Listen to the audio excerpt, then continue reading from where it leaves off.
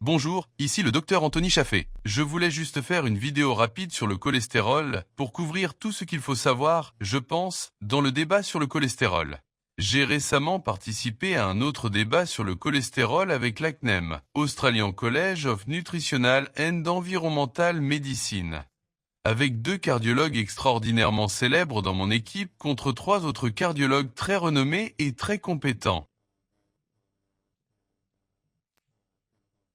Cardiologue et professeur de médecine. Je voudrais donc simplement présenter mes arguments et je laisserai les autres discuter de leurs propres arguments.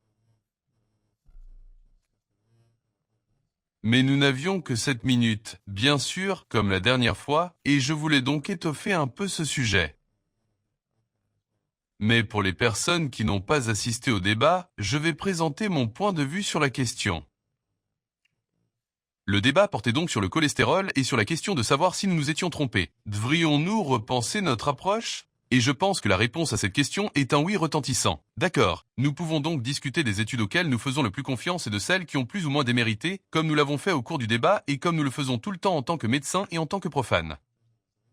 Mais je pense que tout se résume au simple fait que les études originales qui ont montré une corrélation, mais jamais une causalité, entre le cholestérol et les maladies cardiaques, ainsi que les recommandations de 1977 du ministère de l'Agriculture des États-Unis, USDA, visant à manger moins. Et le cholestérol n'était pas seulement faux mais frauduleux. Ceux-ci ont été achetés et payés par l'industrie sucrière par l'intermédiaire d'une fondation appelée Sugar Research Foundation, qui s'appelle aujourd'hui Sugar Association. D'accord, vous savez que ce n'est pas un sujet de débat, vous savez que c'est un fait établi. Il s'agit d'un événement historique réel qui s'est produit et pour lequel nous disposons d'une documentation claire. Le cholestérol n'a jamais été un problème. D'accord, cela n'a jamais été un marqueur de maladie. Il n'a jamais été une cause de maladie cardiaque. D'accord, c'est vraiment la fin de l'histoire dans mon livre, parce que tout cela était fondé sur de fausses informations. D'accord, donc... La maladie cardiaque est un processus inflammatoire provoqué, entre autres, par l'hyperglycémie, l'hyperinsulinémie, la résistance périphérique à l'insuline, la glycosylation et l'oxydation des SDLDL. Et d'autres produits LDL par les glucides et le sucre. Le fructose en particulier a été démontré par le docteur Robert Lustig de l'UCSF. Si quelqu'un a regardé mes vidéos sur le sucre et autres, je suis un grand fan de lui. Très bon travail sur ce sujet et sur d'autres. C'est ainsi qu'il a rejoint le département de biochimie de l'Université de Californie à San Francisco, a publié des informations claires sur le fonctionnement du fructose dans l'organisme et sur ses effets pathogènes. Il a publié de nombreux ouvrages depuis 2009, date de la première édition. Tous les arguments contre le cholestérol reposent donc sur la fausse prémisse d'une corrélation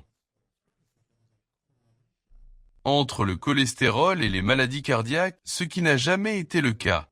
D'accord. Et donc, comme toute chose basée sur une fausse prémisse, il faut la jeter et la recommencer. D'accord. D'accord, mais comment savons-nous tout cela ? Tout d'abord, il n'y a aucune preuve de haut niveau montrant une corrélation entre le cholestérol et les maladies cardiaques. D'accord, il n'y a jamais eu de preuve de haut niveau. D'accord. De plus, le Journal of American Medical Association a publié en 2015 un rapport de l'UCSF montrant des documents internes de la Sugar Research Foundation expliquant comment il y avait des preuves, une tonne de preuves dans la littérature remontant aux années entre 40 et 50 qui suggéraient que le sucre provoquait des maladies cardiaques. Et dans leurs propres mots, dans leurs propres documents, ils expliquent comment ils ont payé 3 professeurs d'Harvard pour falsifier des données et publier des études frauduleuses afin de faire croire que le cholestérol était à l'origine des maladies cardiaques. Ou est au moins en corrélation avec les maladies cardiaques et disculpe le sucre, même si c'est lui qui est à l'origine du problème. C'est ce qu'on appelle une anticalorie. Ok, c'est donc de là que vient cette expression. Ok. C'est l'un de ses professeurs, le professeur Mark, qui a été nommé à la tête de l'USDA après cela. Il a également contribué à l'élaboration et à la rédaction des recommandations alimentaires de l'USDA de 1977 visant à réduire de manière significative les graisses saturées et le cholestérol. Il a provoqué des maladies cardiaques. D'accord, cela a changé le monde. D'accord, en Amérique, nous écoutons ce que les gens ont à dire. Vous savez, tous les gens n'écoutent pas les médecins, ils mangent trop de graisse. Non, le problème est qu'ils ont écouté les médecins et qu'ils ont cessé de manger des graisses.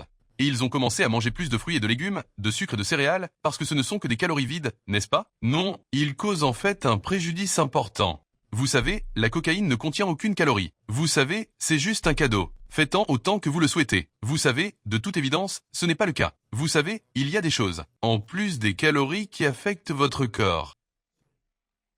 Rien qu'aux États-Unis, après la proclamation de 1977 selon laquelle le cholestérol provoquait des maladies cardiaques et que nous devions cesser d'en manger et de consommer des graisses saturées, la population américaine, des centaines de millions de personnes ont réduit de 30% leur consommation de graisse et de cholestérol et de 33% leur consommation de viande rouge, qui contient évidemment beaucoup de graisse et de cholestérol. Alors bien sûr, c'est le pire, n'est-ce pas? En fait, c'est le meilleur. Nous avons augmenté notre consommation de fruits et de légumes de 30 et 40% respectivement, ainsi que notre consommation de céréales et de sucre. Et que s'est-il passé? Quels en ont été les résultats? Tout d'abord, les taux de maladies cardiaques ont triplé. D'accord, et tous les pays qui suivent ces pratiques alimentaires ont trouvé les mêmes résultats et aussi l'obésité et les maladies cardiaques, le diabète, les accidents vasculaires cérébraux.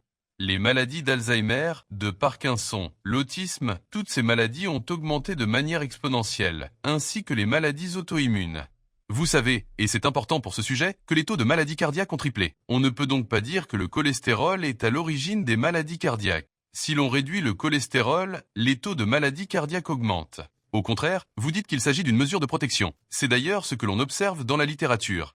Un autre exemple de fraude et de fausse déclaration est l'étude de Framingham, qui est une vaste étude sur les maladies infectieuses et les maladies cardiovasculaires. Étude sur 30 ans, 20 et 30 ans. C'est l'une des études cardinales en cardiologie. Ces résultats ont donc été déformés par l'American Heart Association, ce qui est assez incroyable. L'étude originale de Framingham a donc révélé que, si vous réduisez votre taux de cholestérol total d'1 mg par décilitre, vous augmentez en fait votre mortalité coronarienne et votre mortalité totale de 11%. Ainsi, lorsque le taux de cholestérol diminue, le taux de mortalité augmente, de même que le nombre de décès dus aux maladies cardiaques. D'accord, c'est important. D'accord, mais 2 ans plus tard, l'American Heart Association a affirmé frauduleusement que l'étude de Framingham a montré qu'une baisse de 1% du cholestérol total correspondait à une baisse de 2% du risque de maladie coronarienne. D'accord, c'est une faute professionnelle académique. D'accord, c'est de la fraude. D'accord. Un autre chercheur très célèbre est Ancel Keys. C'est ce type qui a inventé l'idée de la. Il était donc très connu et il a réalisé une étude appelée Étude des 7 nations qui a permis de découvrir 7 pays et, en augmentant la quantité de cholestérol dans la population, vous avez également constaté cette augmentation parabolique de maladies cardiaques. C'est donc concluant. Non, il s'agit d'une corrélation, pas d'une causalité. Le problème, c'est qu'il disposait de données complètes pour 23 pays, et pas seulement pour les 7 qu'il a utilisés. Et si l'on trace les 23 d'entre eux, il n'y a même pas de corrélation. Elle est dispersée sur toute la carte, de sorte qu'il n'y a même pas de corrélation. Ils le savent depuis 60 ans. Il n'y a pas de corrélation entre l'augmentation du cholestérol et les maladies cardiaques. Et il s'avère qu'il était en fait un agent rémunéré par l'industrie sucrière. Il a été acheté et payé. C'est un fait avéré. Il existe une documentation claire à ce sujet. Vous savez, cela ne s'arrête pas là. Je veux dire qu'il y a évidemment de la recherche industrielle et que ces entreprises ont un intérêt direct à protéger leurs produits, etc. Et parfois, ces choses sont légitimes, lorsqu'ils sont vilipendés à tort.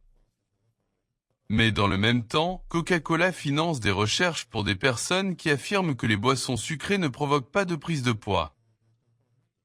Donc, vous savez, je veux dire, vous devez regarder d'où vient l'argent. Le problème, c'est qu'ils n'ont jamais révélé d'où venait l'argent.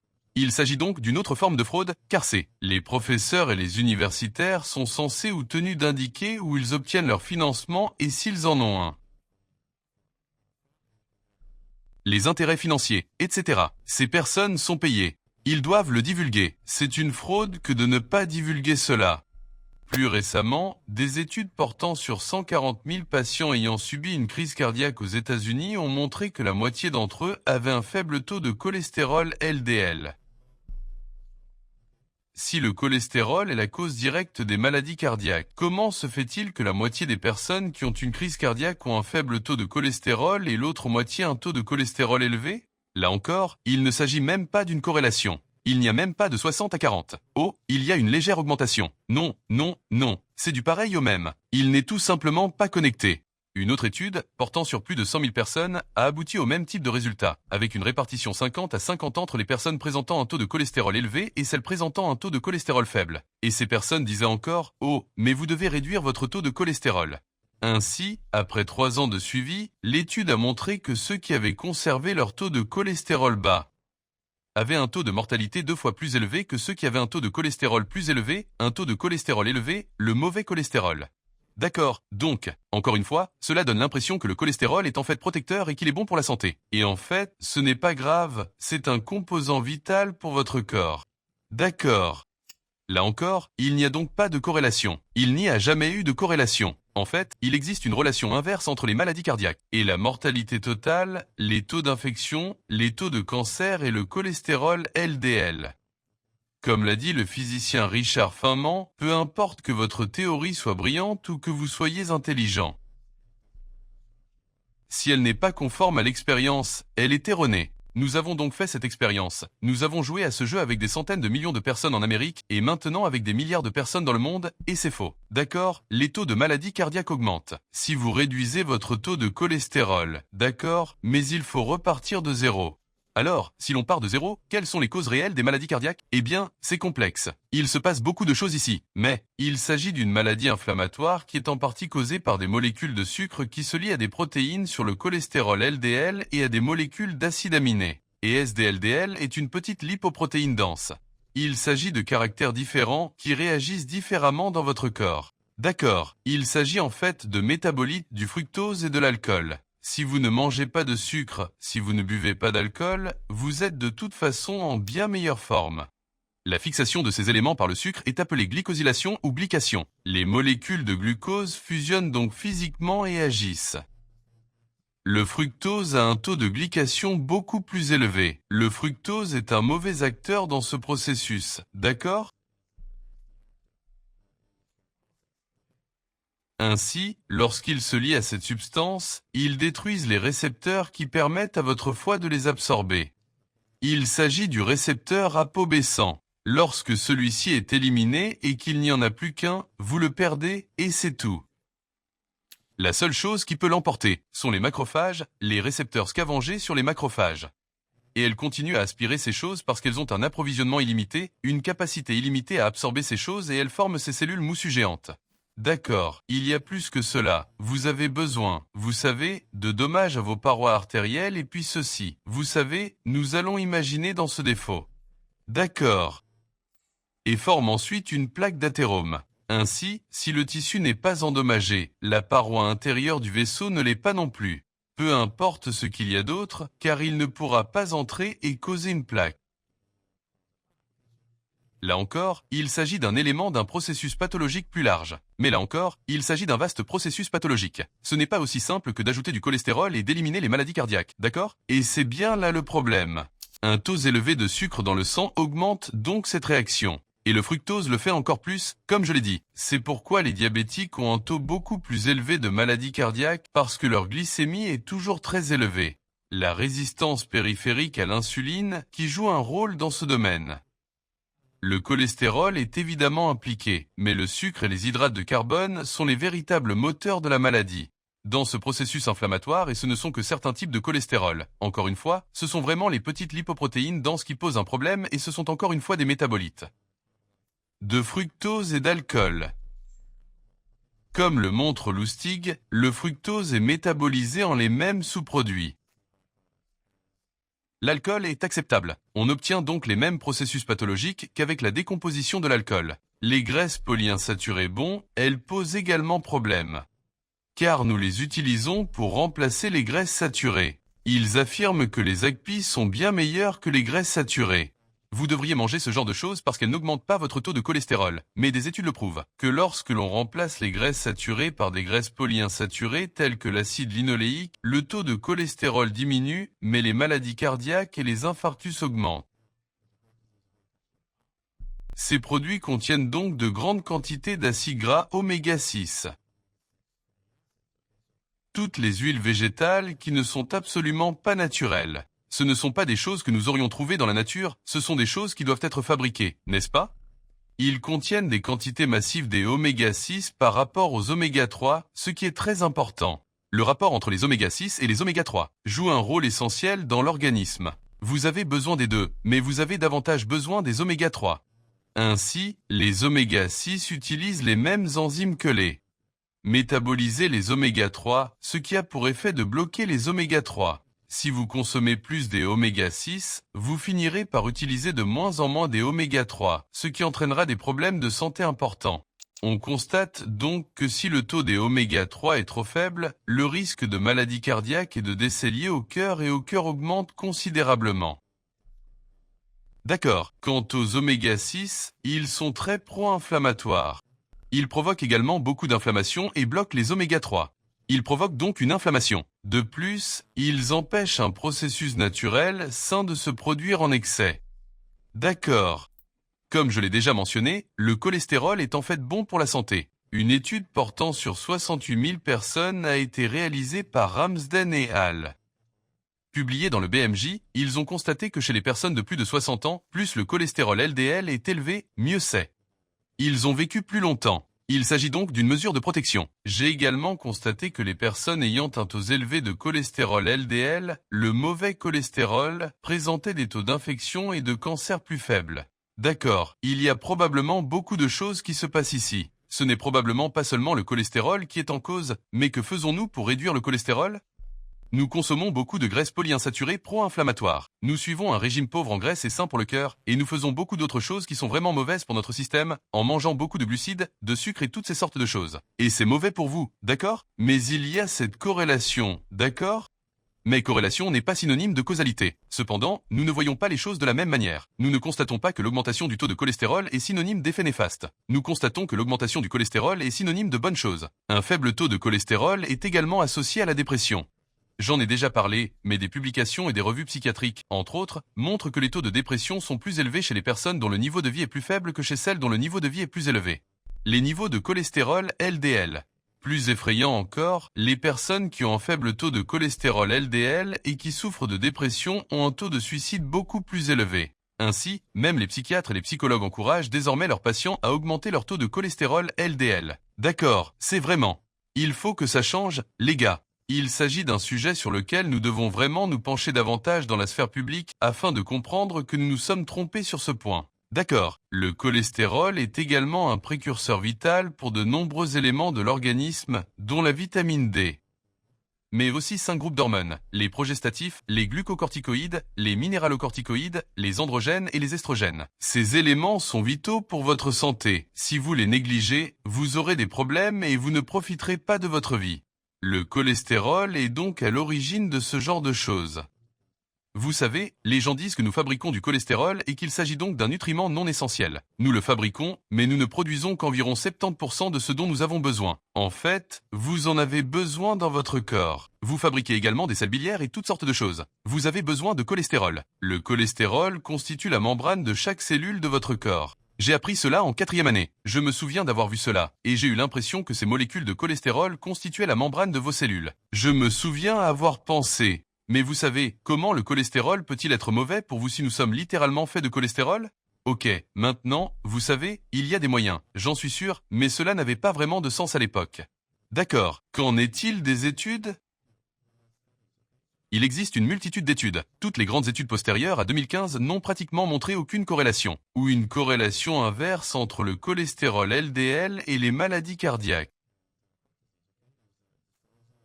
En 2015, le BMJ a réalisé une vaste méta-analyse qui a révélé que les graisses saturées n'étaient pas associées à la mortalité toutes causes confondues, aux maladies cardiovasculaires, aux maladies coronariennes, aux accidents vasculaires cérébro-ischémiques ou au diabète de type 2. Aucune corrélation.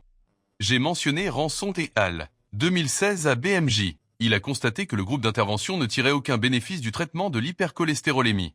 Et ont constaté que le risque de décès augmentait de 22% pour chaque réduction de 0,78 mmol par litre du taux de cholestérol sérique.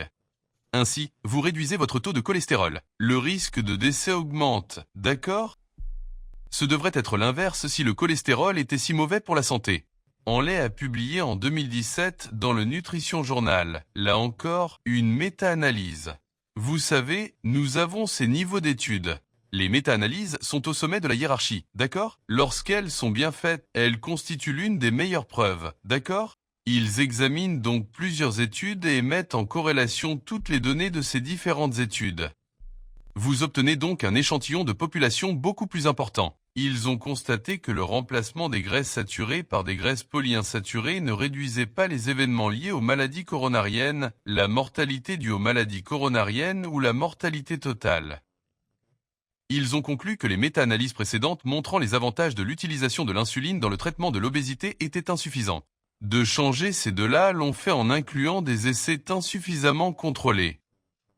Ils ont donc utilisé des preuves insuffisantes pour parvenir à une conclusion biaisée. Il existe une initiative pour la santé des femmes. Il s'agissait d'une étude de grande envergure, probablement l'une des plus importantes jamais réalisées. C'était certainement la plus chère. Il s'agissait d'environ 700 millions de dollars. C'est insensé. Il comportait des centaines et des centaines de pages. Je veux dire, vous savez, plusieurs centaines de pages. Rien de ce qu'ils ont mentionné dans leur tableau de résultats n'a atteint la signification statistique, ce qui signifie que il y avait d'autres variables et d'autres facteurs et donc on se dit ok, ça montre une corrélation mais on ne peut pas vraiment s'y fier, ok si quelque chose n'est pas statistiquement significatif on ne peut pas l'utiliser ok. Sauf une chose qu'ils n'ont pas mentionnée dans leurs résultats. Il est amusant de constater qu'ils semblent avoir omis ce point. Page 100, 600 et autres. Ils ont noté que pour les femmes ayant des antécédents de maladies coronariennes, s'ils ont randomisé ces femmes dans le groupe de contrôle pour un régime pauvre en graisse, qu'ils ont connu une augmentation de 26% des événements cardiaques. D'accord, donc les femmes qui ont eu cela auparavant ont eu des problèmes cardiaques. S'ils suivaient ensuite un régime pauvre en graisse, ils présentaient davantage d'événements cardiaques, 26% de plus. Et c'était statistiquement significatif. C'est le seul résultat statistiquement significatif d'une étude de 700 millions de dollars qui n'a pas été pris en compte dans les résultats. Pratique ok donc il y a eu un Neumalen Lopez Christiansen publié dans le BMJ British Medical Journal. Les effets des statines sur la survie moyenne, et ils ont constaté que les personnes prenant des statines à long terme, c'est-à-dire des médicaments destinés à réduire le taux de cholestérol, a montré que les personnes ayant déjà souffert de problèmes cardiaques voyaient leur espérance de vie augmenter de 5 jours. Pas 5 ans, pas 5 semaines, pas 5 mois, 5 jours. Il s'agit de la prise de statine à long terme. Ces produits sont coûteux et ont des effets secondaires. Vous bénéficiez de 5 jours supplémentaires et vous devez faire face à tous les effets secondaires et aux conséquences de la prise de ce médicament. Chez les personnes qui n'avaient pas de problème cardiaque auparavant, ils ont constaté un bénéfice de 3 jours. Que faisons-nous ici? Quel est l'intérêt d'une telle démarche? Les effets secondaires et les coûts en valent-ils la peine? Je ne pense pas que ce soit le cas. Par ailleurs, si le cholestérol était vraiment le problème, s'il n'y avait que le cholestérol et les maladies cardiaques, pourquoi cela ne serait-il pas plus important? Si vous réduisez le cholestérol, vous réduisez le cholestérol LDL avec ces médicaments. Et que le cholestérol est le problème, vous devriez trouver beaucoup plus d'avantages que cela. Mais ce n'est pas le cas, n'est-ce pas? C'est 5 jours, 3 jours, d'accord? Encore une fois, dans le Journal of American Medical Association, puis dans le New England Journal of Medicine, 2 publications de premier plan dans le monde, a constaté qu'une augmentation des oméga 3 était associée à une réduction des décès d'origine cardiaque, à une réduction du taux d'arrêt cardiaque à un taux 10 fois plus élevé que le taux de décès d'origine cardiaque. Donc, si vous avez plus des oméga 3, vous avez 10 fois moins de risque de souffrir d'un arrêt cardiaque avancé, d'une mort cardiaque. D'accord, c'est significatif. D'accord.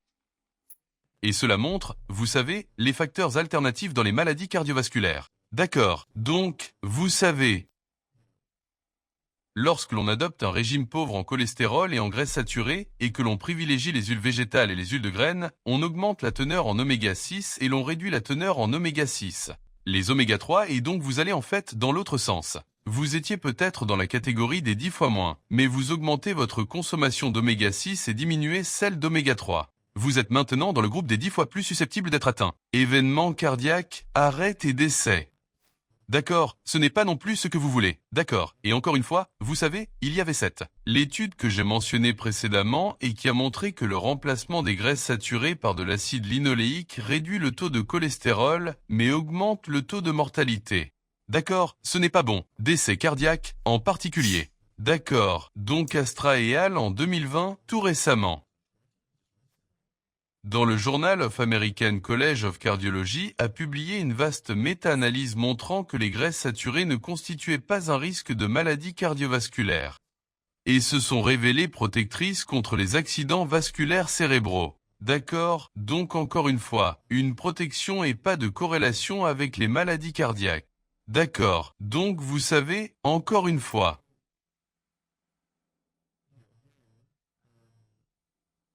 Ils ont conclu qu'il n'était pas nécessaire de limiter le cholestérol, les graisses saturées, etc., que cela ne posait pas de problème et qu'en fait, c'était probablement bénéfique.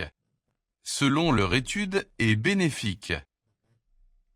Les statines ont fait l'objet d'une vaste étude menée en 2015 auprès de 60 000 personnes âgées de plus de 65 ans. Ils ont constaté que les personnes qui prenaient des statines n'en tiraient aucun bénéfice ou que leur état était légèrement moins bon en ce qui concerne les événements cardiovasculaires, etc. D'accord, donc 60 000 personnes âgées de plus de 65 ans et c'est le groupe d'âge le plus communément sous statine. En effet, avec l'âge, tout le monde a des problèmes cardiaques et doit prendre des médicaments pour faire baisser son taux de cholestérol. Et parce qu'il présente un risque plus élevé d'accident cardiaque. D'accord, mais il constate qu'il n'apporte aucun avantage ou qu'il est au contraire préjudiciable. Les effets secondaires des statines sont dus au fait qu'elles privent les cellules de la vitamine COQ10, qui est d'une importance vitale. Pour l'énergie, le métabolisme et ainsi de suite dans votre cellule, vous pouvez en fait causer des dommages directs à votre corps, à vos cellules. C'est pourquoi les gens ont des douleurs musculaires, des crampes et des plaies et ils ont mal. Vous savez, c'est comme, vous savez, ils commencent à faire des choses et ont ces douleurs vraiment bizarres comme s'ils s'entraînaient et c'est parce qu'ils ont, en quelque sorte, ils n'ont pas été en mesure de respirer correctement. Ils passent donc à un anabolisant. La respiration. Cela se produit également dans votre cœur. Cela peut également endommager le muscle cardiaque. Nous donnons donc un médicament pour aider ostensiblement votre cœur, mais il lui fait en réalité du tort. D'accord. Que faisons-nous donc? Et il n'apporte pas nécessairement de bénéfices. D'accord. D'accord. Lorsque vous effectuez une analyse des risques et des avantages et que vous demandez à quelqu'un de vous dire que ceci est dangereux, que ceci peut être dangereux et qu'il y a de toute façon des effets secondaires, vous ne pouvez pas vous contenter de ces effets. Il faut que les avantages l'emportent largement sur les effets secondaires potentiels et ainsi de suite ok. Et il ne semble pas, d'après les données, que ce soit le cas pour les statines. D'accord? Et, comme pour tout le reste, il ne s'agit pas d'un avis médical direct, mais simplement d'un avis général. D'accord, je ne dis à personne, vous savez, quoi, comment changer vos ordonnances ou quoi que ce soit de ce genre. Je vous le dis juste pour que vous le sachiez. Ce que les études montrent. Ravenscoff et al., dans le BMJ a procédé à une large revue de la littérature portant sur 68 000 personnes. Ont trouvé une association inverse avec la mortalité toutes causes confondues et le cholestérol LDL ou aucune association. Il n'y a donc pas d'association ou une association inverse. D'accord. Et puis, vous savez, la même chose, une association inverse ou pas d'association avec la mortalité cardiovasculaire et le cholestérol LDL. D'accord. Ils ont constaté et conclu qu'un taux élevé de cholestérol LDL était synonyme d'une plus grande longévité chez les personnes âgées. Alors pourquoi leur donner des statines pour réduire leur taux de cholestérol alors que nous disposons d'études de grande envergure portant sur 70 000 personnes, montrant que dans les populations âgées, plus de cholestérol est bon. Votre corps est fait de cholestérol, votre cerveau est fait de cholestérol, vos hormones sont fabriquées à partir de cholestérol, la vitamine D est fabriquée à partir du cholestérol. Ces éléments sont tous très importants et le cholestérol en fait partie, d'accord? Ainsi, Ravenscoff et al. a également procédé à une autre analyse documentaire et à une critique de 3 documents qui défendaient l'hypothèse du cholestérol. Il a conclu que l'hypothèse du cholestérol ne pouvait satisfaire aux critères de causalité de Bradford-Hill, ce qui est le cas. Il ne s'agit que de corrélations sans aucun lien de cause à effet qu'ils puissent démontrer. Les conclusions de ces 3 auteurs. Vous savez que les études examinées étaient fondées sur des statistiques trompeuses, sur l'exclusion d'essais infructueux et sur l'ignorance de nombreuses observations contradictoires, n'est-ce pas? Il s'agit donc d'une sélection et d'une fraude. D'accord, et c'est généralement ce que l'on constate dans l'hypothèse du cholestérol, c'est-à-dire que c'est ce que font la plupart de ces études. Ce sont des fraudes, d'accord? Ce sont de mauvaises études. Nous avons donc constaté à nouveau qu'il n'y a pas de lien entre le cholestérol total et le degré d'athérosclérose. D'accord. Et il n'y a pas de relation exposition-réponse entre le cholestérol total et l'athérosclérose.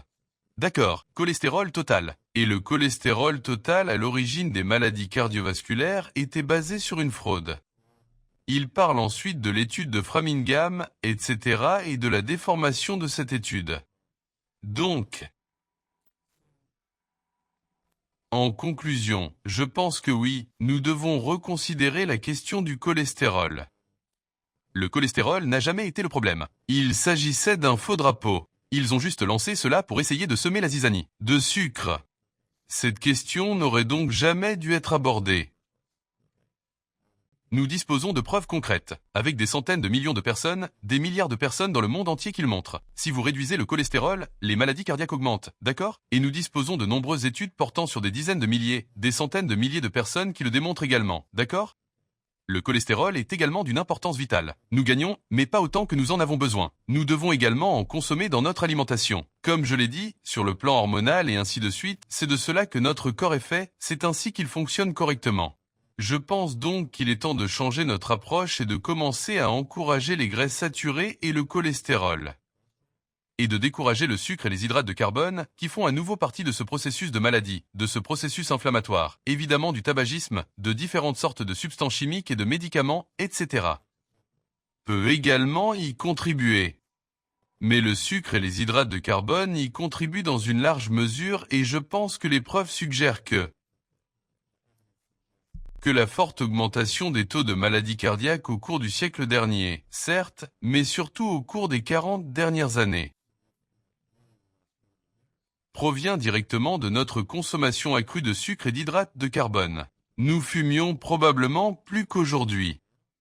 Historiquement, nous n'avions pas les taux de maladies cardiaques que nous connaissons aujourd'hui. Je pense donc que le cholestérol et le sucre sont les principaux coupables, car nous les augmentons de façon spectaculaire et nous ne pouvons pas nous en passer. En fait, vous savez, le cholestérol a baissé, le tabagisme a baissé, etc. Les taux de maladies cardiaques ont triplé. D'accord. J'espère que cela vous a plu et que c'était clair pour tout le monde. Si vous avez des questions à ce sujet, n'hésitez pas à me les poser. C'est un sujet qui revient tout le temps. Tout le monde me demande « Quel est votre cholestérol ? Quel est votre cholestérol ? Quel est votre cholestérol ?» Je leur dis que mon cholestérol est physiologique.